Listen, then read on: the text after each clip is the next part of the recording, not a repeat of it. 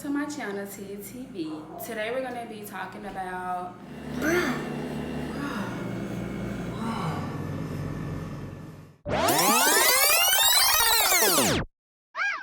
Welcome to my channel, TiaTV. Today we're going to be talking about my accounting background and how to earn an accounting internship.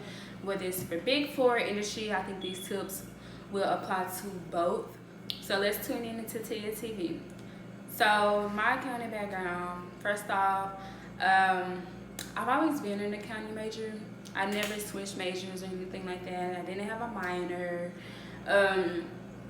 I realized I wanted to go into accounting my senior year of high school. Before then, I always thought I was going to be a pediatrician. That was just what I thought I was going to do. No, that's not what I'm doing.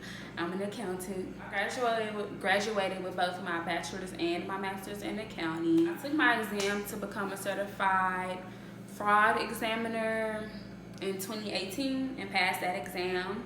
The only thing is I just have to get like a year and 9 months more of experience.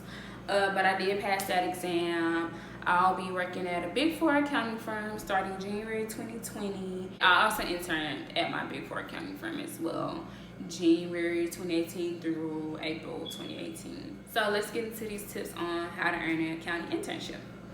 So I wrote these things down. First things first is you need to have a high GPA. When I say a high GPA, you need to have a 3.5 or above. I'm serious.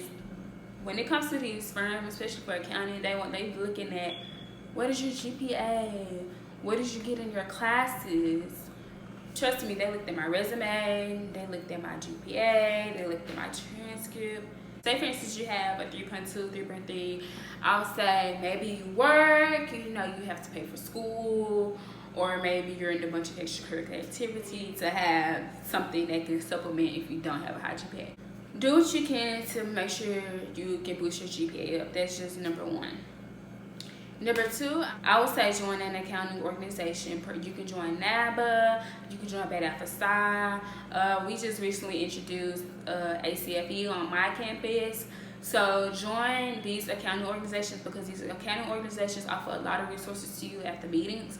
They have different firms come and speak to you.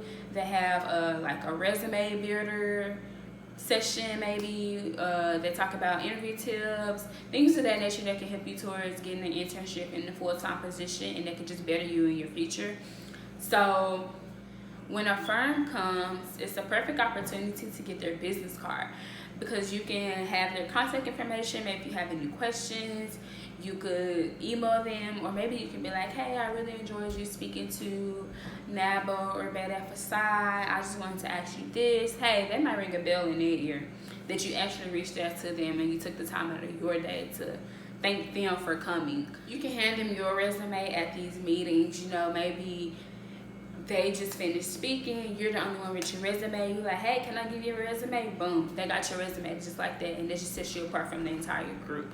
So just do what you can to set yourself apart and put these organizations on your resume. It's very, very key. Recruiters do look at that. They looked at, I was in NABA, that was a key point for me. That's the talking point right there. Next is career fairs. Career fairs are so essential. So at these career fairs, first things first is you want to have a 30-second elevator speech. If you don't know what an elevator speech is, I would suggest that you Google it, but to give, just a small definition of it, is basically 30 seconds for you to sell yourself. How are you setting yourself apart from everybody else? What in your 30 seconds is going to make them think, wow, I want to hire her or him? So that's first. If you're shy like me, I'm super shy. I'm not a good talker. I'm pretty quiet to myself. Hey, you're going to have to step out of your comfort zone and shine. You're going to have to bring out that Sasha Fierce or that Slim Shady. Bring that out of you. I would suggest you have a really good 30-second elevator speech because it's going to be a lot of people waiting in line to talk to the recruiters. So when it's your time, you need to go for it, and I mean go for it. So next is your resume. Resume is so important. It's literally a moving object with you throughout your life. You need to be constantly updating your resume. You need to constantly make sure it looks good. So at these firms, you need to have like 50 resumes printed out. I'm serious. Like, you need to have a resume for every firm that's there. Every accounting firm that's there, give them a resume. Go talk to each one that's there. I don't care if you don't even want to do this. Do a certain position that they have open. Still, give them your resume, because you never know what opportunities that leads to. So when I say have a good resume, I mean, look at your grammar on your resume. Look at your spelling on your resume. Look at are you talking in past tense? Are you talking in present tense? And be consistent with that. Make sure it's not looking too cluttered. Make sure your picture is not on your resume. I've actually seen people with their picture on their resume. You do not need your picture on your resume. Trust me. If you have a memorable face, they will remember you. If you don't know how to form your resume, take advantage of your peers, your professors in the Career Center on campus.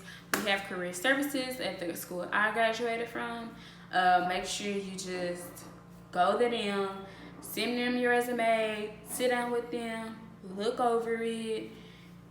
Anything, seriously, go to them, give them your resume, and have them look over and edit. They will tell you exactly what you need to change, what you need to add, all of that.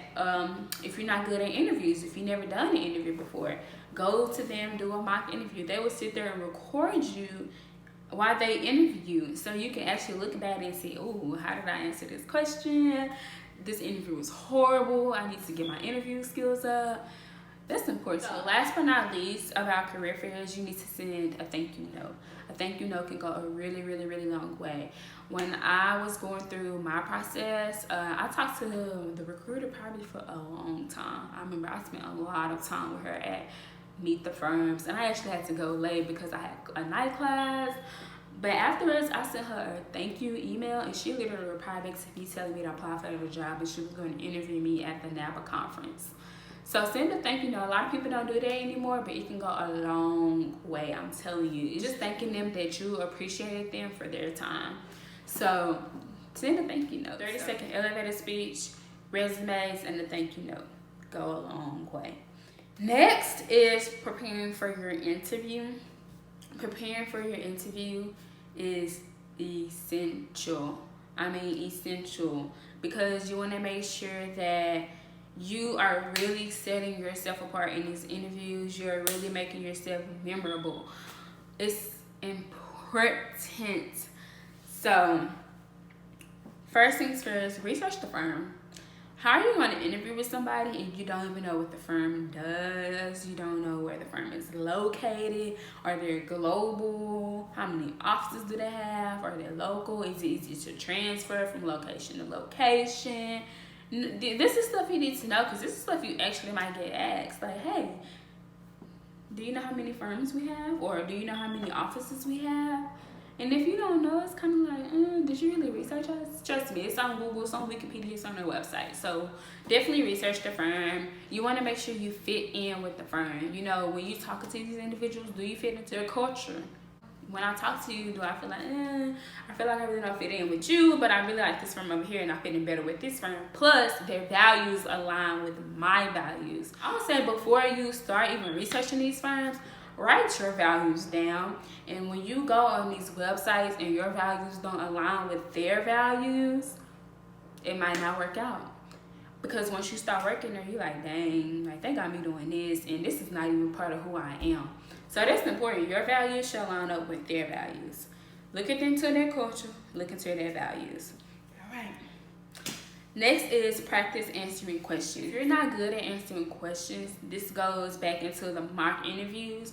You want to make sure that you are practice with a friend, sister, brother, mom, dad, grandpa, grandma.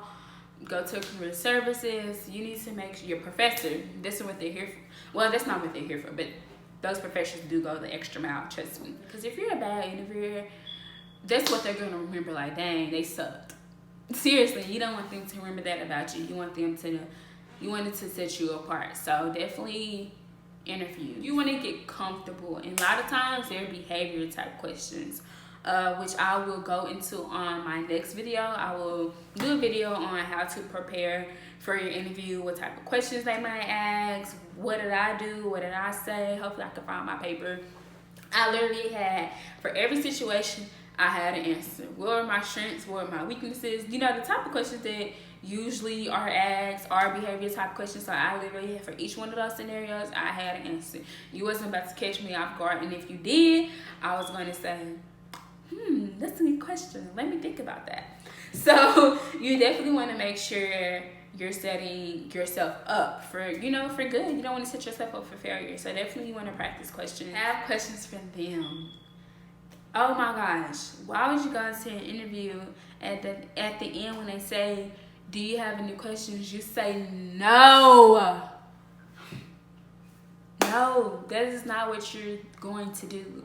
You're going to have questions ready for them. Even if you don't, it's not good, but maybe during your interview, you think of questions maybe, so at the end you're like, oh, so how long did it take you to become partner? How long did it take you to become manager? How do they level up within a company?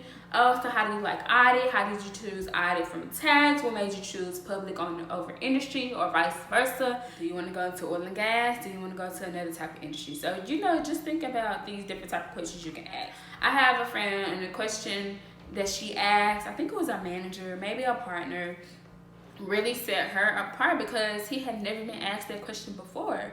So of course, maybe when he has to, you know, analyze her, he's like, dang, she asked me that question. That was a really good question. I remember her, yeah, let's definitely offer her a job.